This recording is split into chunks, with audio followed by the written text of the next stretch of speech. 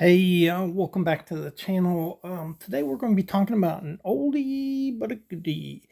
This really cool knife right here. It's cast steel that looks like stack. Nice checkered bolsters there. This is all one piece. You can see it right there. But this is an old knife from H&B Manufacturing Company. If I could get this open here. Whoop, whoop. Right there. H&B Manufacturing Company, New Britain, Connecticut is what that says. And you can see the H&B marking right there. So if you'd like to hear more about this and H&B Manufacturing Company, go ahead and check out the video.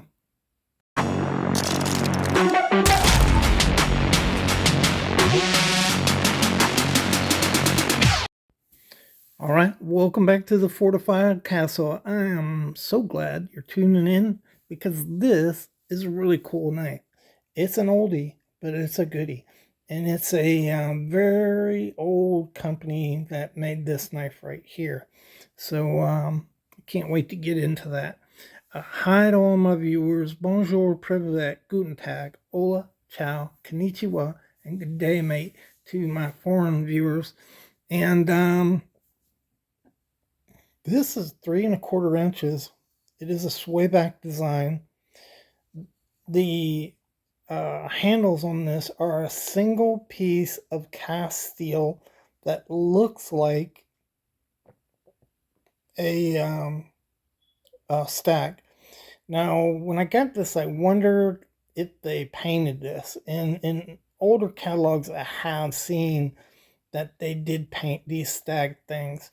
I don't know whether H&B painted theirs, whether this actually was painted or not.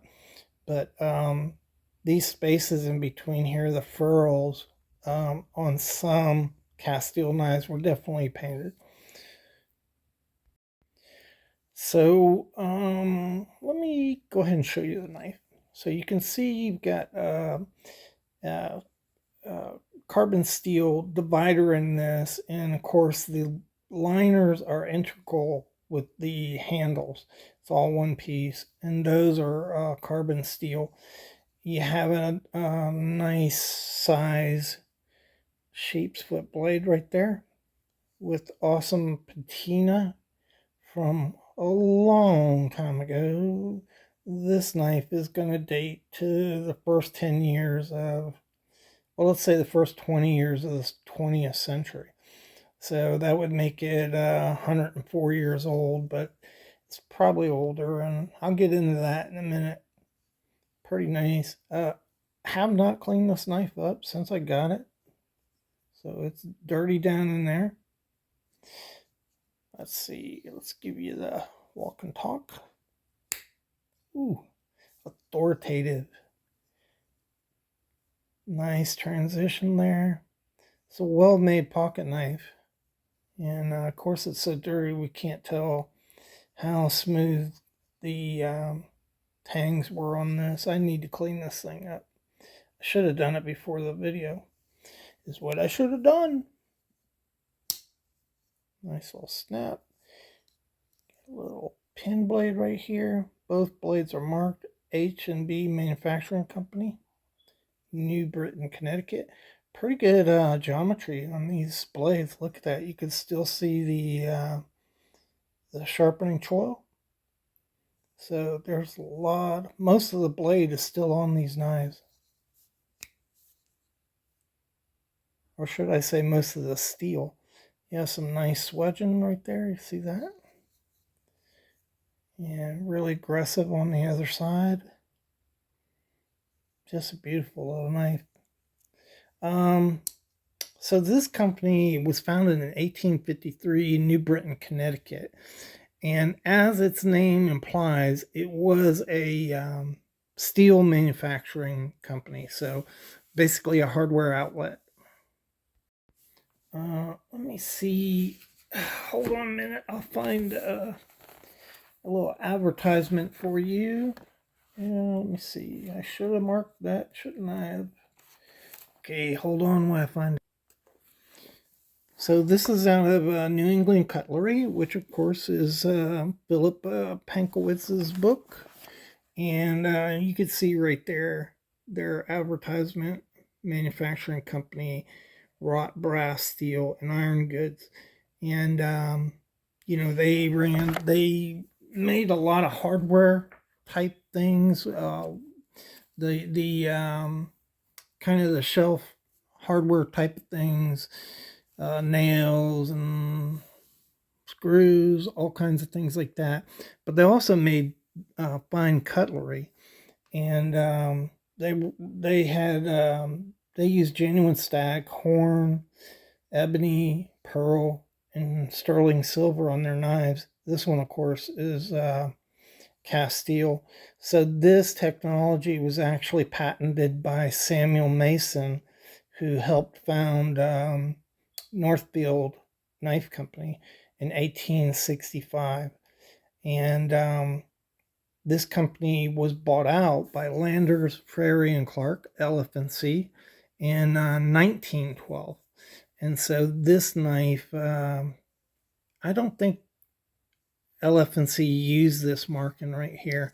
I think LF&C used HB sometimes, this marking, but I don't think they used the Humeson and Beckley manufacturing company. So I think this predates the buyout in 1912 and probably dates between 1890 and 1912 is what I would date this. And probably 1800. So if you look, you can see the top of this is above the edge of this right here, the edge of the bolster, it's above it. And that is typical of knives made in the 1800s.